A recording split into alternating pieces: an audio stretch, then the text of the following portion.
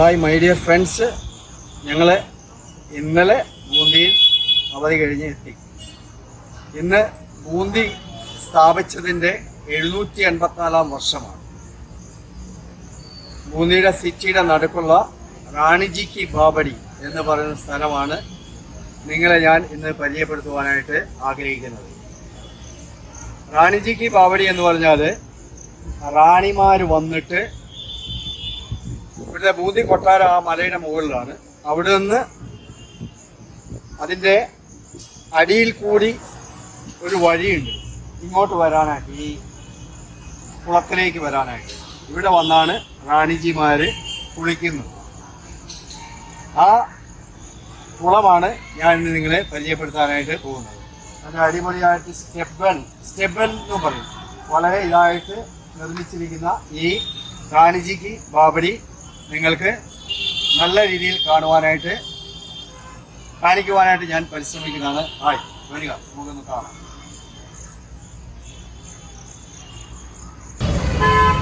രാജസ്ഥാനിൽ മുഴുവൻ ഇതുപോലെ സ്റ്റെബൽസുകളുണ്ട്.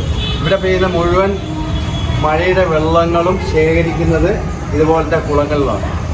ഓൾ ഓവർ രാജസ്ഥാനിൽ മഴ വളരെ കുറവാണ്. ആ മഴ തന്നെ ധാരാളം മതി ഇവിടെ ജലസേചനത്തിനും കുടിക്കാനും എല്ലാത്തിനും വേണ്ടിയിട്ട്. ഇതുപോലത്തെ എല്ലാ സിറ്റികളിലും എല്ലാ സ്ഥലങ്ങളിലും ഇതുപോലത്തെ കുളങ്ങളുണ്ട്. ഇത് ഇവിടുത്തെ റാണിമാർക്ക് വേണ്ടിയിട്ട് കുഴിച്ച കുളമാണ്. യെസ്, വരിക. ഇത് സ്റ്റെബൽ എന്നും പറയാറുണ്ട്.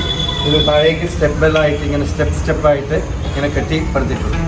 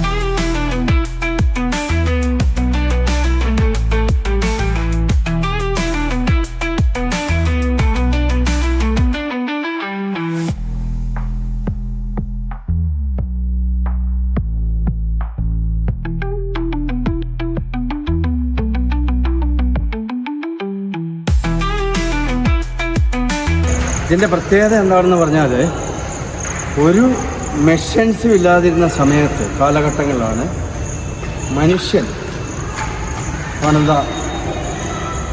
കൈകളാൽ പണിത കരവേലകളാണ് ഇപ്പോൾ കാണുന്നത്.